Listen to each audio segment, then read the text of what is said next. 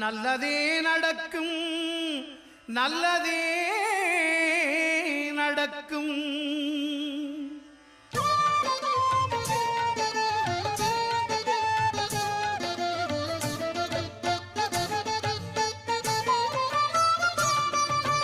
ஒன்பது கோளும் ஒன்றாய் காண அங்கு கற்பகம் என்னும் கடவுளின் மெய்யில் ஒன்பது கோளும் ஒன்றாய் காண அங்கு கற்பகம் என்னும் கடவுளின் மெய்யில்